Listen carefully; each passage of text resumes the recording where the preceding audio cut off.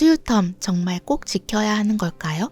수유한 지 2시간도 안 됐는데 울고 있는 아기 달래본 적 한 번쯤은 있으시죠? 오늘은 수유텀에 집착하지 않아도 되는 이유 이야기해보려고 합니다.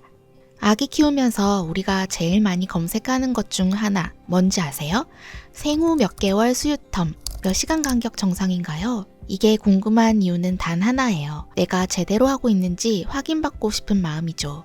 아기가 울면 배고픈 건지 졸린 건지 내가 뭘 놓친 건지 모르겠고 그래서 기준을 찾게 되는 거죠. 근데 생각해보면 좀 이상해요. 아기는 매일 자라고 매일 컨디션이 달라지고 어제랑 오늘이 또 다른데 왜 우리는 몇 시간마다 먹어야 한다는 고정된 기준에 아기를 맞추려고 할까요? 사실 수유텀이란 개념 자체가 많은 아기들을 평균적으로 봤을 때 이 정도 간격이 많더라는 경향을 정리해 놓은 기준인 거지 그게 내 아이가 꼭 맞춰야 할 절대적인 기준은 아닙니다. 수유텀이라는 게 어쩌면 아기를 위한 기준이라기보다 부모가 불안을 관리하기 위해 생긴 기준일지도 모르겠다는 생각이 들었어요. 전 세계적으로 신생아 수유의 기본 원칙은 의외로 아주 단순합니다. 온 타임이 아니라 온 디맨드.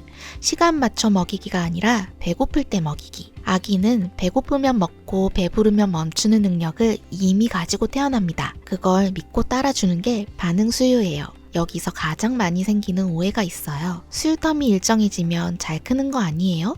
아니에요. 잘 크면 수유텀이 자연스럽게 생기는 거예요. 충분히 먹고 편안하게 자고 성장하면서 위 용량이 늘어나면 아기가 스스로 간격을 늘립니다. 부모가 텀을 만들어주는 게 아니라 아기가 자기 리듬을 만들어가는 거예요. 저도 첫째 키울 때는 수유텀을 너무 신경 썼어요. 애가 먹성이 없게 타고난 아이라 한 번에 조금씩만 먹는 아이였거든요. 10ml, 20ml 먹고 배부르다고 뱉는 아기였어요. 걱정이 되어서 인터넷에 검색해봤더니 수유텀을 늘려서 한 번에 흠뻑 먹을 수 있게 배꼬레를 늘려야 한다는 말만 듣고 수유텀을 억지로 지키려고 하다 보니 오히려 하루 총량이 더 줄어들 때도 있었고요. 결국 첫 영유아 검진에서 몸무게 하위 10%를 찍었어요. 지금 돌아보면 아기를 이해하려고 했던 게 아니라 기준에 맞추려고 했던 거더라고요. 그 이후 수유텀에 집착하지 않고 아이 신호에 맞춰주기 시작하니까 적어도 이렇게 키워도 되겠구나 싶은 안정감은 생기더라고요. 이 부분에 대해서 소아청소년과 전문의 하정훈 원장님도 유튜브에서 반복해서 이렇게 말씀하세요. 신생아 수유에는 원래 수유텀이라는 개념이 없다. 아기는 배고플 때 먹고 배부르면 멈추는 게 정상이다. 수유텀을 억지로 만들려고 할수록 오히려 수유가 더 꼬일 수 있다는 이야기예요. 그래서 요즘은 반응 수유가 더 중요하다는 이야기도 많이 나와요. 반응 수유는 정해진 시간표에 맞춰 먹이는 게 아니라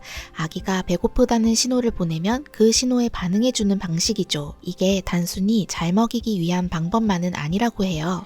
아기가 신호를 보내고 그 신호가 받아들여지고 그걸 통해 안정감을 느끼는 이 과정 자체가 아기에게는 스스로 먹는 것을 조절하는 능력을 기르고 상호작용을 배우는 경험이 된다는 거예요. 그래서 반응 수유가 정서 안정이나 주도성 형성, 인지 발달에도 긍정적으로 작용할 수 있다고 설명하는 전문가들도 있고요. 물론 이렇게 먹이면 똑똑해진다, IQ가 올라간다 이런 공식은 아니에요.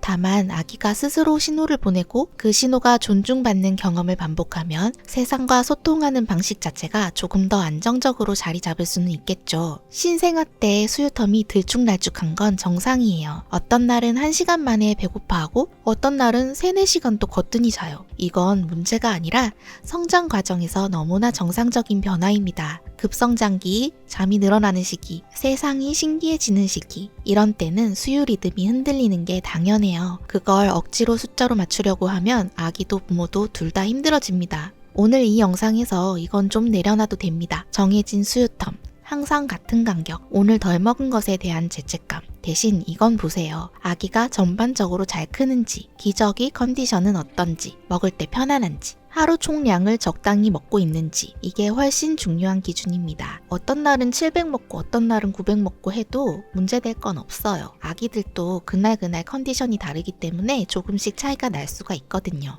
반응 수유는 아기를 망치는 방식이 아닙니다. 오히려 아기가 자기 몸의 신호를 신뢰하도록 도와주는 방식이에요. 수유텀을 맞추느라 아기 울음 참지 마세요. 아기가 보내는 신호를 조금 더 믿어도 됩니다. 그리고 수유텀에 대한 강박을 내려놓고 아기마다 수유 방식이 다르다는 걸 받아들이기 시작하면 어떻게 먹일까 보다 이 아이가 먹기 편한 조건은 뭘까? 이런 질문으로 자연스럽게 넘어가게 돼요. 이 주제에 대해서는 바로 전에 올려둔 영상에서 저희 집의 경우엔 어떻게 했는지, 제가 두 아이 키운 경험을 바탕으로 느낀 점은 뭔지 조금 더 자세하게 정리해봤어요. 영상 위 카드랑 고정 댓글로 연결해 둘게요. 여러분은 수유텀 때문에 헷갈리고 힘든 적 있으셨나요? 저처럼 수유텀 때문에 한 번이라도 흔들렸던 적 있으시면 댓글로 이야기 나눠도 좋을 것 같아요. 그럼 오늘 영상도 봐주셔서 감사합니다. 다음에 또 다른 영상으로 찾아올게요.